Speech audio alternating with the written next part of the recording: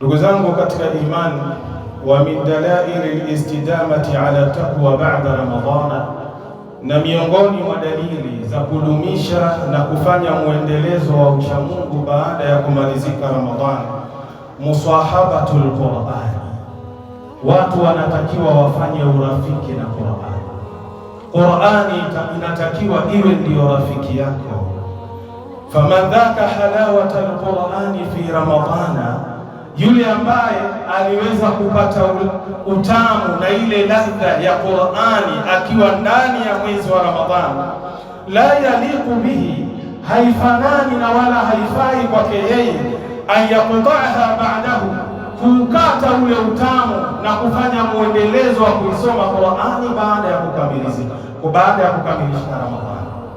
Wala budda, na wala hakuna budi, an yakuna lahu wirdun yawmiyun, awe na kiasi maalum katika kila siku, la yatrukuhu bihali, ambacho hakiachi kwa hali yoyote, anatakiwa akisome kiasi kile cha Qur'an.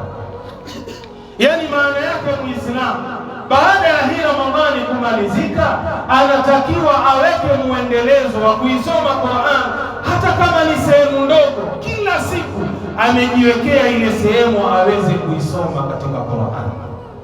Wa idha shughila anhu, na pindi anaposhughulishwa, kwa sababu yeye ni mwanadamu, wa khulqa al-insanu dhaifa, mwanadamu ameumbwa ni kiumbe mnyonge.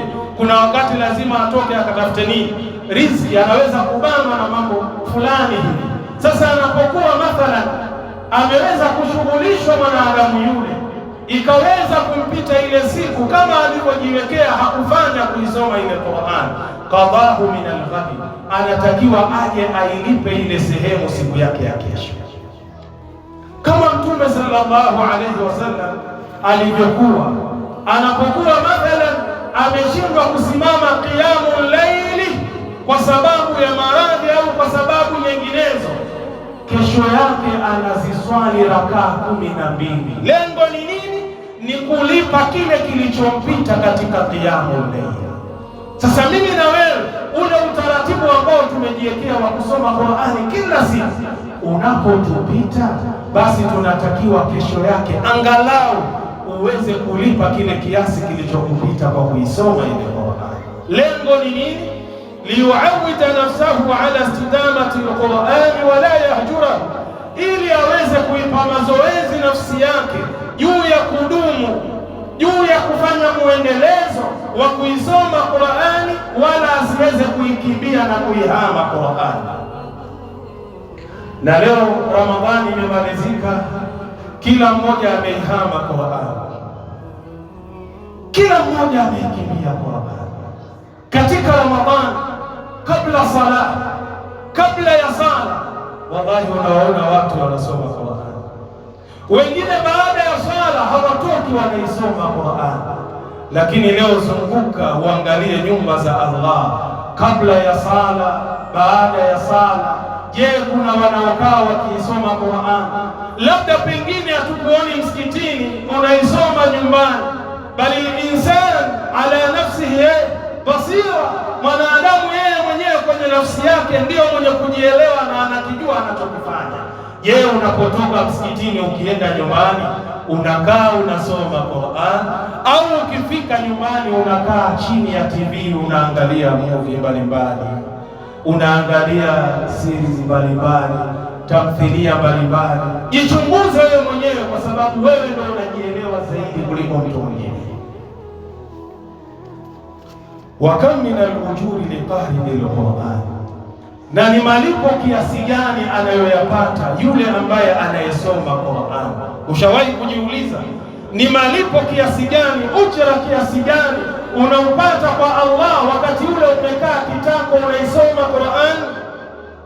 Qala an-nabiy sallallahu alayhi wasallam, amesema Mtume, rehma na amani zimshukie yeye, man qaraa harfan min kitabillah, yule ambaye atasoma herufi hii moja katika kitabu cha Allah jalla fi'ala, falahu bihi hasanatu, kwa kufanya hivyo ile herufi moja anahesabiwa amefanya jema hilo moja.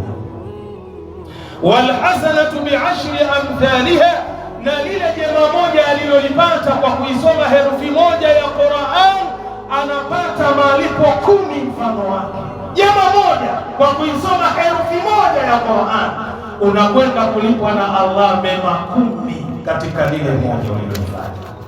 Kisha Mtume akasema, la aqulu alif lam mim harfu, wala sisemi mtume wenu ya kwamba eti alif lam mim hizi ni herufi moja, walakin, na lakini alifun harfun, ile alif ni herufi moja, wa lamun harfun, na ile lamu pia ni herufi moja, wa mimun harfun, na ile mimu pia ni herufi moja. Kwa maana hiyo hizi herufi tatu unapokuwa umezisoma unapata mema matatu. Mema matatu hayo kila moja lina 10, maana yake ni thawabu 30 amama Allah subhanahu.